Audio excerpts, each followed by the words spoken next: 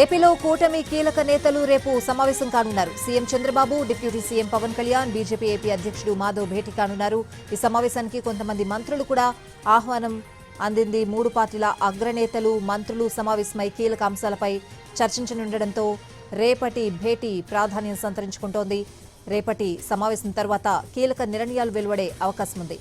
తిరుమల లడ్డూ వ్యవహారంలో ఇప్పటికే CBI SIT report ఇవ్వడం, ఆ రిపోర్టుపై కమిటీ ఏర్పాటు చేయాలని కేబినెట్ నిర్ణయించడంతో రేపటి సమావేశంలో ఎలాంటి నిర్ణయాలు తీసుకుంటారు అనే దానిపై చర్చ ఆసక్తి రేకెత్తిస్తోంది.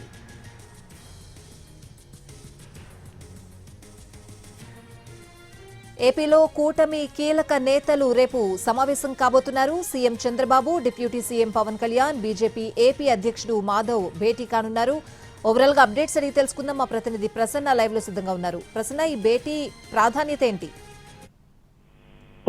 ఇవాళ CM Chandrababu, deputy CM Pawan Kalyan భేటీ అయ్యారు. ఈ భేటీలో కీలకంగా ఇవాళ సమావేశంలో తిరుమల లడ్డు అంశానికి సంబంధించి, అంటే నిన్న సిట్కి సంబంధించి ఒక ప్రత్యేక కమిటీ వేయాలని నిర్ణయం తీసుకుంది నిన్న కేబినెట్ లో. దానికి సంబంధించి విధి విధానాలపై ఇవాళ చర్చ జరిగింది. ఆ చర్చలు ఏంటంటే, మూడు పార్టీలు కలిపి ఉమ్మడిగా కార్యాచరణ రూపొందించుకుని జనంలోకి వెళ్ళాలి.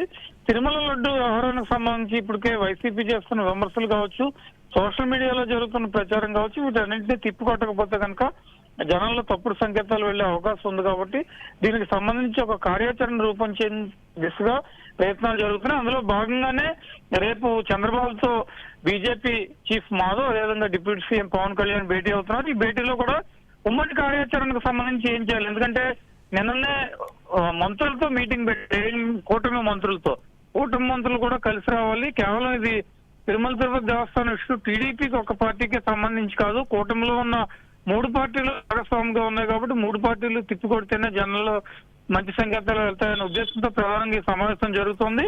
ఈ సమావేశంలో ఒక డీటెయిల్డ్ కార్యాచరణ ప్రకటించిన తర్వాత కొన్ని కీలక నిర్ణయాలు కూడా తీసుకునే అవకాశం ఉంది. ఎందుకంటే ఉమ్మడిగా మూడు పార్టీలు కలిసి అవసరమైతే ఎక్కడైనా జిల్లా లెవెల్లో మీటింగ్స్ పెట్టాలా, కేడర్కి ఎలాంటి ఇండికేషన్ ఇవ్వాలి, కేడర్ని ఎలక్ట్ చేస్తేనే ప్రజల్లో స్పష్టత వచ్చే అవకాశం ఉంటుంది. కాబట్టి ఆ దిశగా ఎలాంటి నిర్ణయాలు తీసుకోవాలనే దాని మీద చర్చించే అవకాశం అయితే కనిపిస్తుంది. మొత్తానికి తిరుమల లడ్డు వ్యవహారాన్ని ప్రభుత్వం చాలా సీరియస్ గా తీసుకుంది. ఒకవైపు సిట్ రిపోర్ట్ లో జంతు అవశేషాలు కలవలేదని రిపోర్ట్ రావడం, దీని మీద ప్రభుత్వం కమిటీ వేయాలి. సుప్రీంకోర్టు పరిధిలో ఉన్నా కూడా మళ్ళీ ఒక కమిటీ వేయడానికి రెడీ అవడం, ఈ అంశాలన్నిటి మీద కూడా కొంత నెగిటివ్ ఫీడ్బ్యాక్ వస్తుంది. కాబట్టి ప్రభుత్వం చాలా సీరియస్ మూడు పార్టీలు కలిసి ముందుకెళ్లాలని నిర్ణయం తీసుకుంది. అందులో భాగంగా రేపు సమావేశం జరగనుంది.